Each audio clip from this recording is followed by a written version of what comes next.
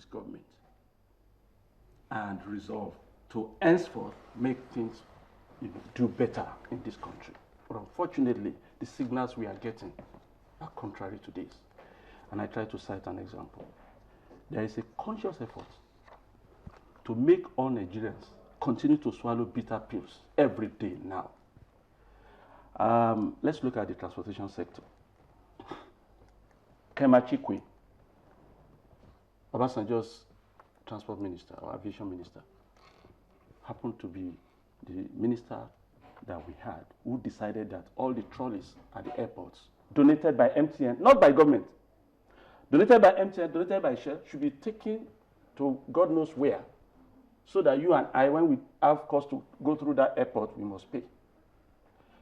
Chikwe, after some time, was succeeded by Odua. The stories of the atrocities perpetrated by Odua are still alive. All of us are victims. A new company has since been set up so that when you come into the country, land at any of the airports, you got to cough out some money to use trolleys. Go to Heathrow, go to Gatwick and some other airports around the world. You push your trolley to anywhere and leave it there. There are workmen hired to do this job.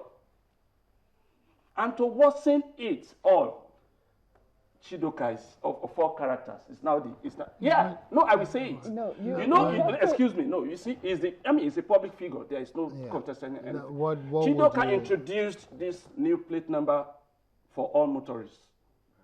The reasons have not been convincingly explained.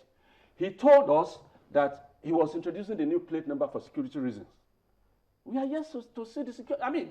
Security is what has brought all of us together. I can tell you, excuse me, Mr. Akanni, let me finish. First information that came from that ministry after Chidoka assumed his position is that that ministry is indebted to the tune of 157 billion naira. So Nigeria should be prepared to cough out that much money again. I don't know how, but you can expect some other terrible policies coming from Chidoka.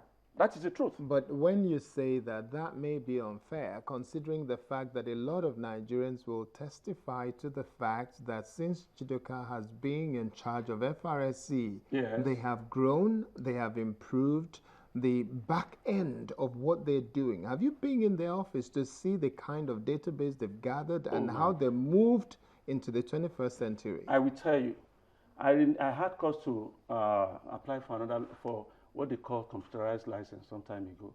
I wasted all day there together with my wife. When it was time to renew, it was another ballgame. Okay, now look at traffic, simple traffic management. You are coming from Ibadan, take public transport. Where are you made to disembark? Right on the road. Okay, less than 2 kilometers from road safety headquarters there.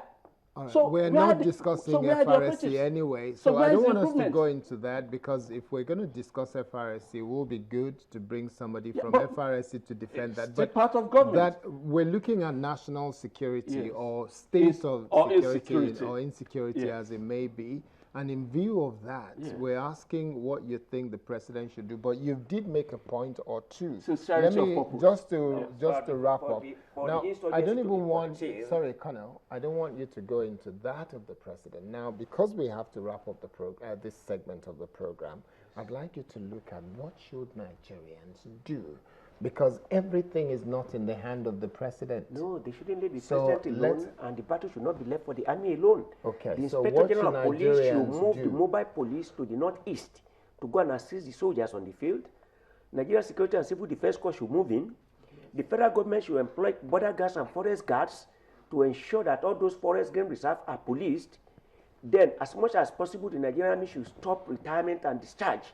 If you go to Nigerian Army Resettlement Center at Oshodi, there are a large number of soldiers who are doing their training for the purpose of disengagement.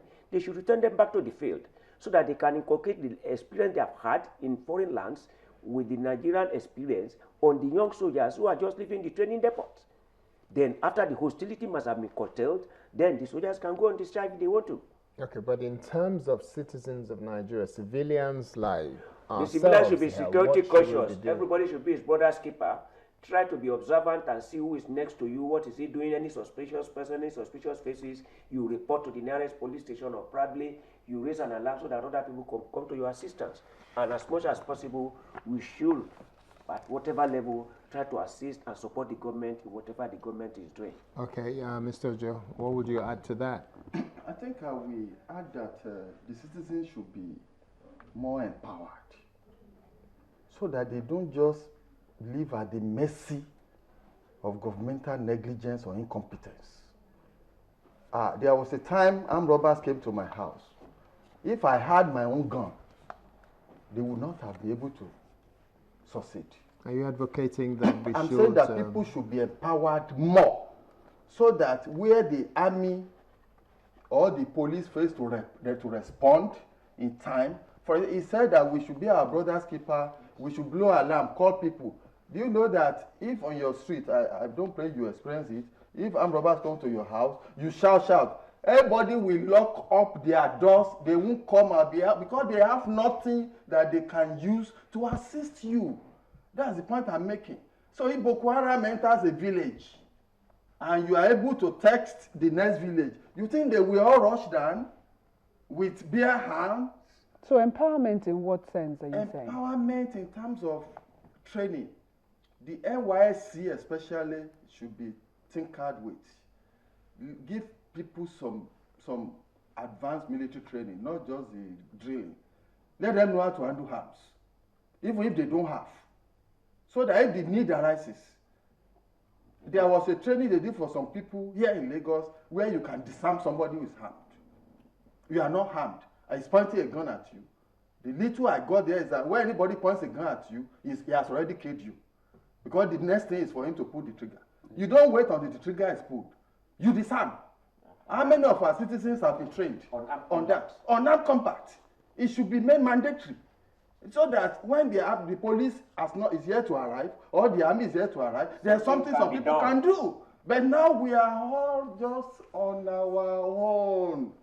God help us. Thank you very much. God help us indeed. Want to say thank you to Mr. Olasupo, Executive Director, Center for Rule of Law, and sitting just beside him, Mr. Tunde Akanni, who is a media and conflict scholar. Thank you very much, gentlemen. And also thank you, Colonel Nojeem Shobo, lecturer in security management and strategies from University of Lagos. Thank you very much, sir. Thank you very much. Well, Sunrise will take a short break. When we come back, another very interesting conversation will be coming your way. So don't go away.